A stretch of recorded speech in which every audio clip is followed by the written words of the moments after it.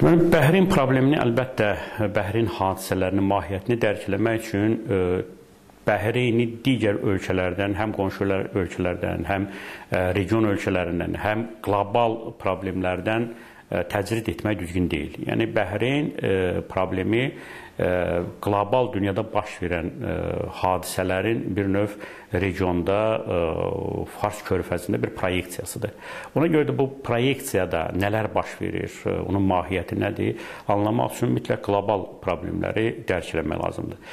Bəhrin probleminin, əgər bir kəlmə sözlə desək, əsas mahiyyəti ondan ibarət ki, Fars körfəzini nəzarətdə saxlamaq üçün Böyük Britaniya və Amerika Birləşmiş Ştatları regiona olan nəzarətini gücləndirir. Bir kəlmə sözlə bunu deyə bilərik. Lakin bu nəzarətin sonra arxasınca nələr gəlir? Bu nəzarəti həyata keçirmək üçün, reallaşdırmaq üçün onlar nə edirlər? Məhz bu gün orada axıdılan qanların mənası odur ki, nəzarəti həyata keçirmək üçün dinc şəkildə müxtəlif bir variantlarla, tutaq ki, təhsillə və yaxud hər hansı bir təşkilati bir tədbir görməklə və s. müvəffəq ola bilmədilər. Ona görə də qan axıdıldı. Səudiyyə Ərəbistanı və yaxud Ərəb əmirliklərinin birgə silahlı qüvvələri vasitəsilə böyük miqdarda kütləvi surətdə insan qırğını həyata keçirməklə o nəzarəti bərpa edə bildilər. Yəni həm Amerika, həm Böyük Britaniya o nəzarəti bərpa elədi. Yəni əsl mahiyyət budur. Əlbəttə son aylarda Ərəb dünyasında baş verən İslam oyanışı Böyük Britaniyanın və Amerikanın Fars körfəzində olan uzun müddətli nəzarətinə böyük təhlükə yaradırdı.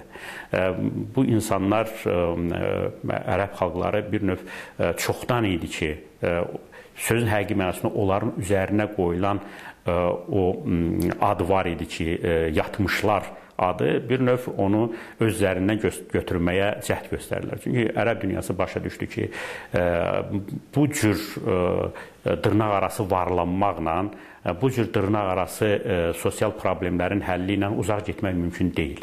Çünki neftdən gələn gəlirlər dayanıqlı gəlirlər deyil, qazdan gələn gəlirlər dayanıqlı gəlirlər deyil.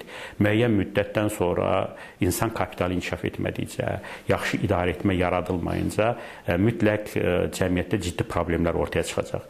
Və beləliklə regionda böyük qüvvələrin təsirini azaltmaq üçün İslam dövlətlərində, xüsusilə ərəb dövlətlərində baş verən bu ayanış Bəhreyndə də baş verdi və konstitusiya monarxiyanı devirmək üçün çox ciddi addımlar atıldı.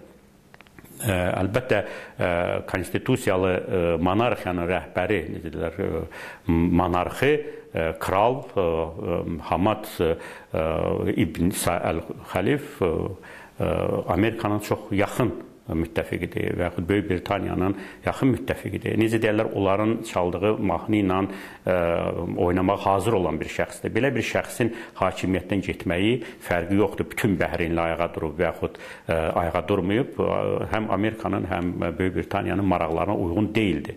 Ona görə də burada hakimiyyəti qorumaq üçün lazım olan bütün addımlar atıldı. Hətta çoxlu sayda insan qırğınının həyata keçirilməsinə gedilsə belə. Liviyada isə, mən niyə Liviyanın adını çəkirəm? Çünki Bəhreyni düzgün başa düşmək üçün Liviyanı öyrənmək lazımdır. Liviyada baş verən hadisələrin mahiyyətinə varmaq lazımdır. Bəhreyni başa düşmək üçün Misir hadisələrinə baş vurmaq lazımdır. Və yaxud elə Bəhreynin özünün tarixinə baş vurmaq lazımdır. Və beləliklə həm Bəhreynin tarixi, həm Liviyada baş verən hadisələr və Liviya hakimiyyətinə qarşı ayağa qalxmış üsyançılara kömək məqsədi ilə NATO qüvvələrindən və yaxud koalisiya qüvvələrindən istifadənin özü göstərir ki, əgər demokratiya uğrunda mübarizədən söhbət gedirsə, bəs nə üçün Liviyada üsyançılara kömək edildi, Bəhreyndə kömək edilmədi? Niyə görə Liviya diktatorunun hakimiyyətdən getməsi üçün silahdan, diplomatik vasitələrdən, siyasi təzyiqlərdən, sanksiyalardan istifadə olundu, Bəhreyndə istifadə olunmadı və bu proses ikisində də bir-birinə əks formada həyata keçirildi. Onun yeganə mənası ondan ibarət ki, Liviya diktatoru Qərbi praktik olaraq saya salmırdı. Qərbə meydan oxuyurdu və hətta BMT-nin tribunasında BMT-nin nizamnaməsini cırıb bu təşkilat nəyə lazımdır deyə atdı və belə bir şəxs Qərbə artıq lazımlı şəxs deyildi. Ona görə də onun hakimiyyətə getməsi üçün aydın məsələdir ki, müxalifəti və üsyançıları silahlandıraraq ona qarşı qaldırmaq əməliyyatı getməli idi Qərbin məntiqinə görə. Ancaq bir Azərbaycan vətəndaşı olaraq, Azərbaycan siyasətçisi və tədqiqatçısı olaraq əlbəttə mən bir daha həm oxuculara, həm tamaşaçılara, həm maraqlananlar hamısına çatdırmaq istəyirəm ki, bu yaxın şərqdə, yaxın dövrlərdə sülhün olmayacağından bir daha xəbər verir.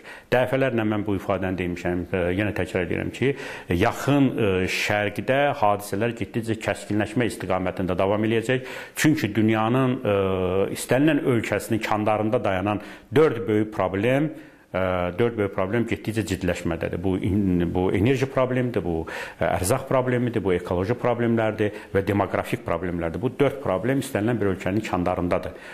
Nə qədər ki, enerji istehlakı artmaqda davam edir və enerji istehlakı artdıqca yaxın şərqdə ölkələr arası münaqişələr, təriqətlər arası münaqişələr, dinlər arası münaqişələr, millətlər arası münaqişələr, etnik qruplar arası münaqişələr, hakimiyyətlə müxalifət arasında münaqişələr ciddiləşmə istiqamətində davam edəcək. Təəssüf edirəm ki, ərəb ölkələri bunu, ərəb ölkənin xalqları bunu ciddiliyinə qədər deməli qəbul etmirlər və birləşərək aqressora qarşı, işğalçılara qarşı, təcavüzkarlara qarşı birləşərək mübarizə aparmırlar. Çox təəssüf edirəm. Onlar dərk eləməlidirlər. Onlar anlamalıdırlar ki, birləşməsələr, onları ayrı-ayrı hissələrə, həm təriqət hissələrinə, həm etnik hissələrə, milli hissələrə və s.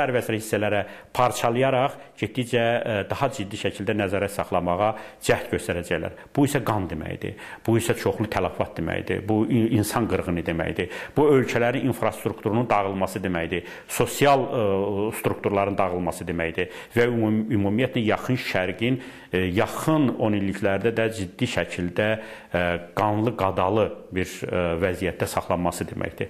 Ona görə də bütün hallarda ərəb ölkələri, böyük yaxın şərqin bütün xalqları, ora Azərbaycan da daxildir. Böyük yaxın şərqin bütün xalqları onların başı üzərində olan bu problemləri dərk eləyərək birləşməlidirlər.